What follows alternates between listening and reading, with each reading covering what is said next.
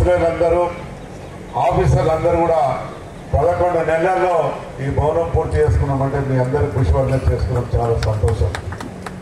ఎప్పుడైనా ఒక ఐకమత్యం, ఒక మహిళా చైర్మన్ ఉన్నా మనమందరం ఆమెకు సహకరిస్తూ ఈ విధంగా మనమందరం కూడా డెవలప్ చేసుకొని ఈరోజు ఒక మంచి స్థానంలో వస్తున్నాం. మనమందరం కూడా సంతోషపడాలి.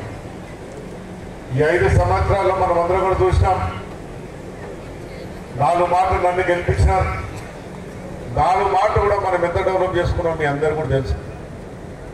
మన శంషాబాద్ డిగ్రీ కాలేజ్ లేకుండే అప్పుడు నేను రంజిత్ అన్న దాన్ని పోరాడి మన డిగ్రీ కాలేజ్ తెచ్చుకుంటూ కూడా జరిగింది. ఇక్కడ ఒక గ్రంథాలయ బిల్డింగ్ కూడా కట్టుకుంటా జరిగింది.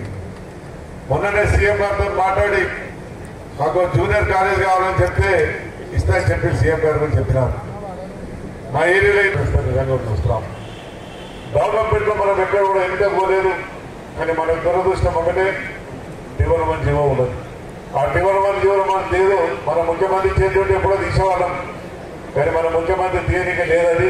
అది సెంట్రల్ గవర్నమెంట్ ఉంటుంది. మనకు అందరికీ తెలుసు. అందుకని నేనేమంటే మనమందరూ ఇప్పటికేమైనా మా శ్రీధరణ గురించి చెప్పాలంటే ఎందుకు చెప్పినా తక్కువనే. నేను 2 మాటలు టీడీపీలో ఉన్నప్పుడు అప్పుడు మంత్రివారు ఉన్నప్పుడు నేను అప్పుడు కూడా కొట్లాడి పైసలు తెచ్చుకునేది. కానీ ఎప్పుడు కూడా కాదు ఎమ్మెల్యే గారు అనకపోయేది. సంతోషాన్ని కృషితో ఇచ్చేది.